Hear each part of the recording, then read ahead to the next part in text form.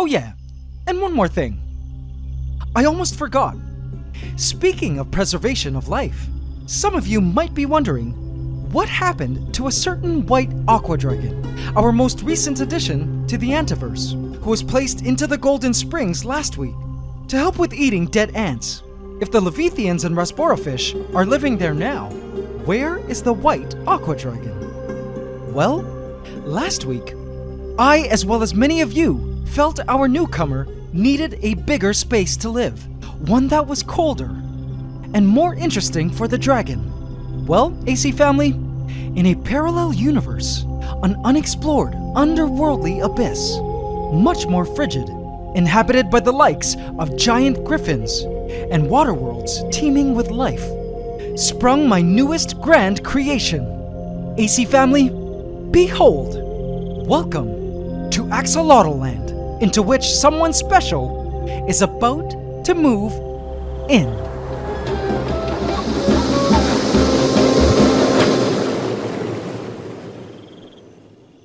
Subscribe to my channel and hit the bell icon. Welcome to the AC family. Enjoy. In a floating rush of bubbles and water, our white aquadragon floated to the sandy bottom floor of Axolotland. It stood still for a moment, realizing that it was no longer in the Golden Springs, that perhaps the Golden Springs was more of a temporary holding cell. What a peculiar world, he thought to himself. It was rather colorful, but cozy, and much bigger of a space than he was used to. And then suddenly, the skies darkened. Another flurry of bubbles and water. Oh? Thought he had seen a tail. But perhaps it was just his imagination. Or not. She, too, was quite bewildered by the new environment. This aquadragon was larger, with a differently shaped face. Our first aquadragon was determined to just stay put. He wasn't going to move an inch. He was nervous and unsure what was going on.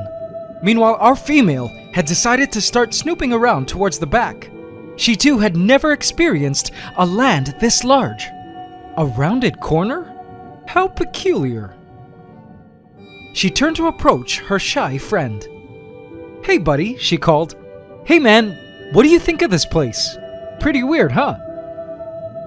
Hello? Are you alive? It's a myth that we axolotls are blind, you know. I can totally see you respiring. She looked and prodded and tried to investigate what was going on with her seemingly frozen friend. But he wouldn't budge. So she decided she was just going to move on and continue exploring these new vacant lands. "Alright, get off me already," our male axolotl said. He was determined to explore these strange lands on his own. A little antisocial, perhaps. But he's had a long 24 hours. Now, if you look carefully at our female aquadragon, you may notice she has some injuries she's recovering from. Her last home at the pet shop was packed with many axolotls in unclean waters. So, she could be recovering from injuries from tank mates or previous unclean water from her last home. I've chosen her in hopes to show her a better life with us in Axolotland. And what an interesting world it was, AC family. Axolotland was a large 30-gallon cubicle space for our aquadragons to fly through its echoey spaces. I've created Axolotland to be an enchanted mountain village, perfect habitat for a dragon. Great Java moss-covered wooden arches stretched from one end of the valley to the next.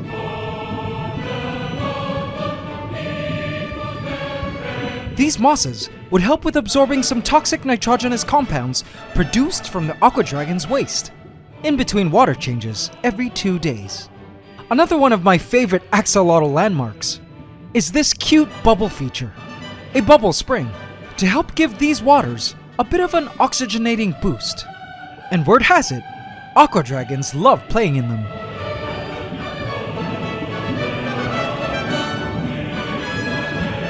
This place isn't so bad, I guess.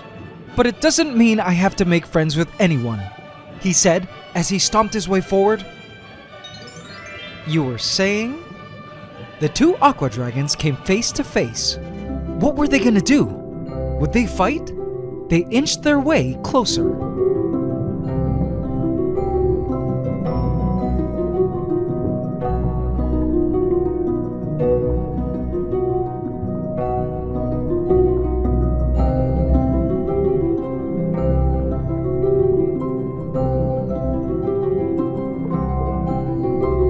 In the end, the male turned around and backed away.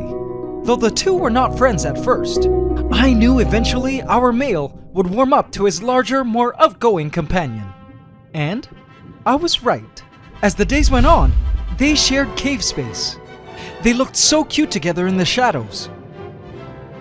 Speaking of caves, Axolotland wouldn't be dragon habitat if it didn't have its share of dragon's den-like caves and darkened retreats. The aquadragons would peek their heads out of cave holes to let the "you didn't do your research" army know, hey guys, I'm okay.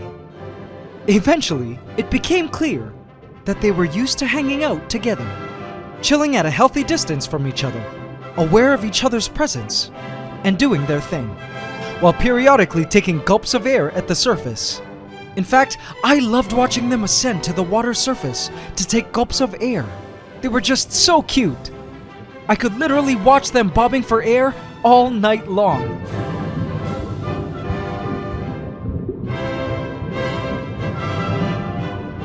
I would catch them frolicking together around the bubble springs.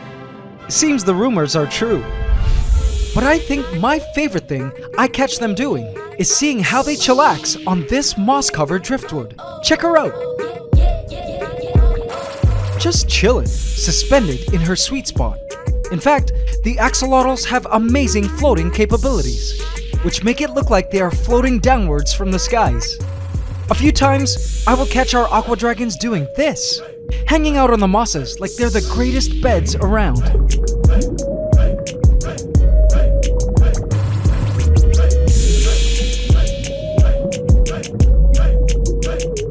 It's just adorable how relaxed and comfy she looks up there, on her bed of moss. This AC family is apparently a moss bed fit for a dragon.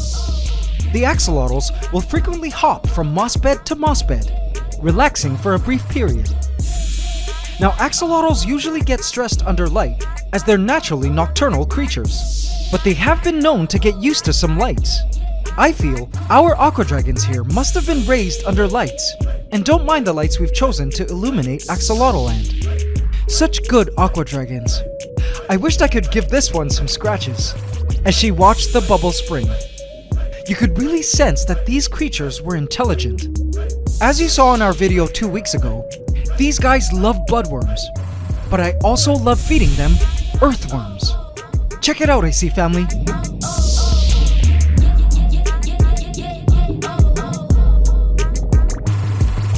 She smells it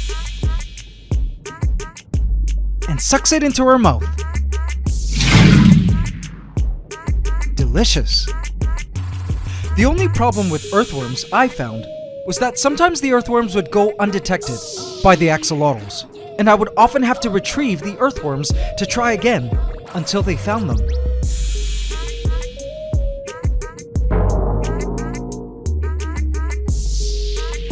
So, the breeder recommended I try feeding them a quality meat pellet that he used, made of shrimp, fish, and chicken components. Let's put some in now for them.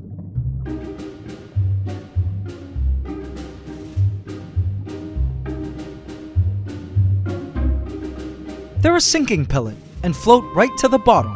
It was perfect timing because our aquadragons were hungry and foraging for food, leaving no cave nor crevice unturned. This one was certain she'd find some food in this cave. She was going in. I knew it was only a matter of time before the smell of these meat pellets would start to float its way towards the axolotls. And sure enough, it wasn't long before our aquadragons had picked up the scent of the food.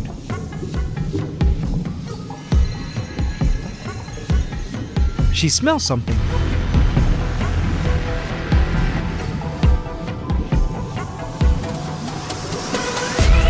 She sticks her nose to the ground. Axolotls hunt by scent, as well as through movement in the water, picked up through lateral line organs at the sides of their heads and trunk. But in this case, the pellets are going to have to be found primarily through smell. She frequently takes mini vacuum sucks with her mouth when she thinks there's food in front of her. It's how they catch their prey. And look who else has managed to catch a whiff of the meat pellets. The male was inching closer, as well as the female.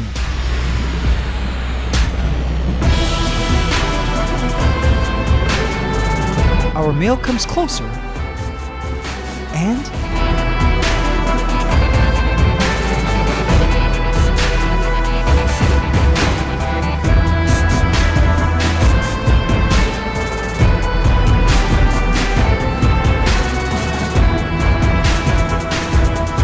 bam! Success!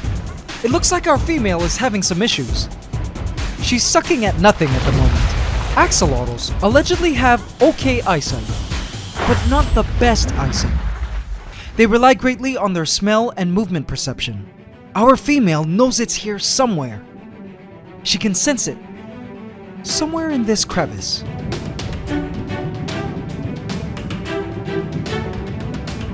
When she's confident she's close,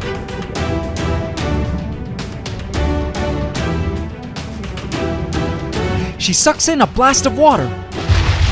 And oh, missed. It's now by her feet. Our male smells a pellet quite near. Will he manage to suck it up from this crevice? Let's watch. I swear I am always on the edge of my seat watching these axolotls eating.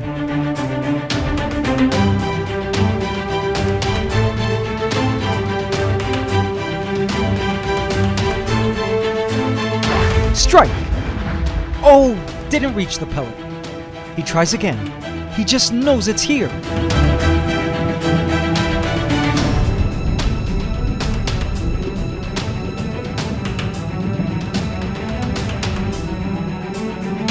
And bam! Did he get it?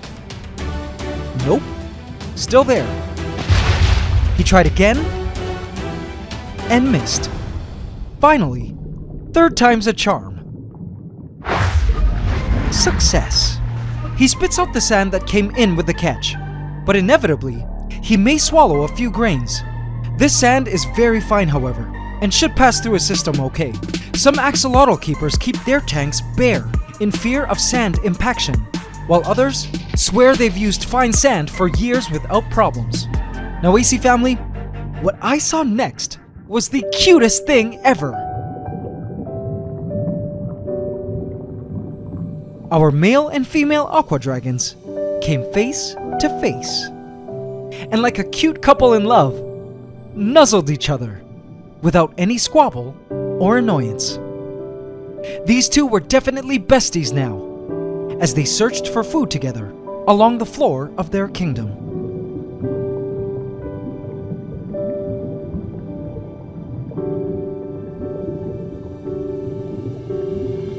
I was happy that our axolotls had now become official friends.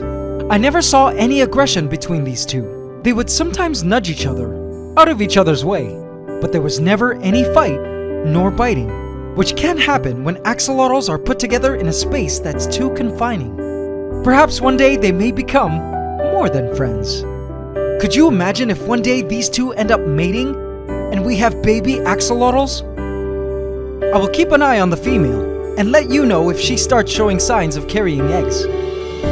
I will monitor this pair of aquadragons of ours carefully, feed them well, keep them cold, and offer them all the love I can.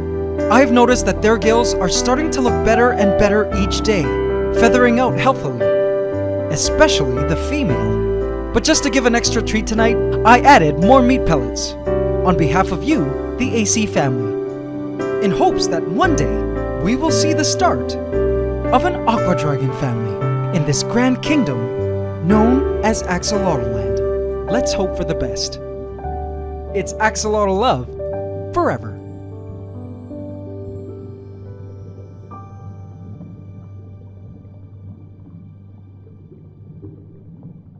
Man, axolotl is so hard to say so many times. Alright, AC family, what did you think? Aren't these axolotls the cutest amphibians you ever did see? I'm doing my best to make sure these two live the best life they can, and will surely update you on their progress. So hit that subscribe button and bell icon now, so you can keep updated on the happenings of the Antiverse and aquadragons of Axolotland. And hit the like button every single time, including now. If you're new to the channel and want to catch up on all your AntsCanada lore, feel free to binge watch this complete storyline playlist here, which traces the origins of all the ant colonies of the ant room, so you can follow their stories and better appreciate how these ant kingdoms came to be and why we love them so much. AC Inner Colony, I have left a hidden cookie for you here if you would just like to watch extended play footage of the axolotls and would like to help with naming these two creatures. Looking forward to what the AC Inner Colony will choose for suitable names for our aquadragons. And before we proceed to the AC question of the week, I'd like to plug my daily vlogging channel. Daily vlogs of my journey as a YouTuber with creatures like my baby African gray parrot. If you love birds and animals, I'd love for you to meet my new cute little bird. Hope you can subscribe when you're there. And now it's time for the AC question of the week. Last week we asked, what is the technical term for the tarantula's head section of its body? Congratulations to Cutest Castillo, who correctly answered, the term is cephalothorax. Congratulations, Cutest Castillo, you just won a free ebook handbook from our shop. In this week's AC question of the week, we ask, how do axolotls find food? Leave your answer in the comment section, and you could also win a free ebook handbook from our shop. Hope you can subscribe to the channel as we upload every Saturday at 8 AM Eastern Standard Time. Please remember to like, comment, share, and subscribe if you enjoyed this video to help us keep making more. It's Ant Love forever.